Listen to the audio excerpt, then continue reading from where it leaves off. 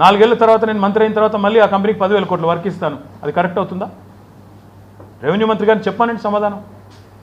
L&T లాంటి కంపెనీని, NCC లాంటి కంపెనీని డిస్క్వాలిఫై చేస్తారు కొడంగల్ లిఫ్ట్ ఇరిగేషన్లో.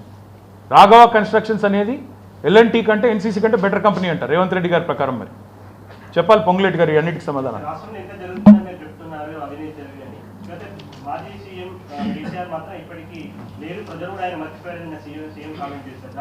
పాపం రేవంత్ రెడ్డి గారికి ఒక్క పూట కూడా గడవదు.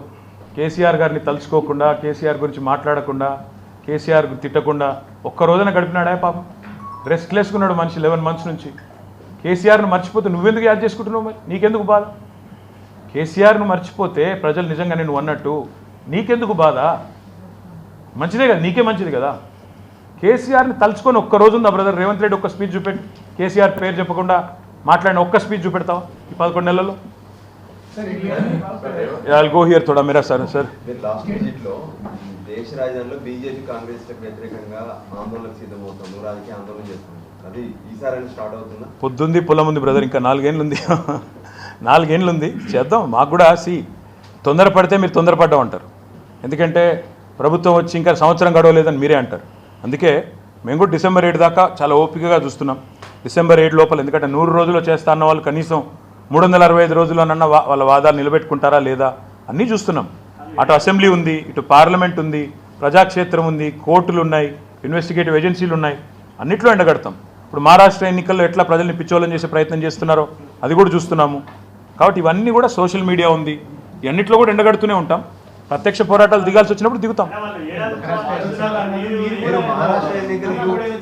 మేము ఇంకా పార్టీలో అనుకోలేదు, కాకపోతే అనుకోకుండానే బయట ప్రజలే సినిమా చూపెడుతున్నారు. వాళ్ళ వైఫల్యాల వార్షికోత్సవం జరుగుతుంది. వాళ్ళ ముఖ్యమంత్రి సొంత కాన్స్టిట్యున్సీలోనే కలెక్టర్ను కొట్టే పరిస్థితి వచ్చింది. ప్రజలు తిరగబడి, ఎప్పుడైనా జరిగిందండి తెలంగాణ ఏర్పడ్డ తర్వాత? కానీ అంతకుముందు ఆంధ్రప్రదేశ్లో నాకు గుర్తులేదు ఎక్కడన్నా ఒక ఐఏఎస్ అధికారి మీద దాడి జరిగిన పరిస్థితి ఉందా? ఈ రాష్ట్రంలో ఉమ్మడి ఆంధ్రప్రదేశ్లో కూడా నాకైతే గుర్తులేదు. సురేష్ రెడ్డి గారికి ఏమైనా గుర్తుందేమో కానీ నాకైతే గుర్తులేదు. Never happened. Today chief ministers own district, own constituency, people are rebelling and actually they have hit an IAS officer and other officers. ఇంతకంటే ఇంకా దారుణమైన వైఫల్యం ఏముంటుంది?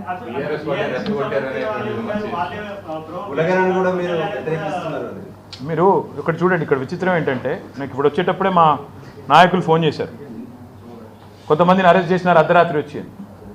ఒకవైపు కలెక్టర్ ఏమో నా మీద దాడి జరగలేదంటున్నాడు, కలెక్టర్ నా మీద దాడి జరగలేదంటున్నాడు. మరి అరెస్టులు ఎందుకు చేస్తున్నారు? ఇక నేను దాడి చేయించింది ఎక్కడిది? ఆయన దాడి జరగలేదని కలెక్టర్ చెప్తుంటే దాడి చేయించింది ఎక్కడిది? ఇంకా ఆరోపణ ఎక్కడిది? అర్ధరహితం కదా. మీరేమంటారు? కులగణనను వ్యతిరేకించడం లేదు మేము.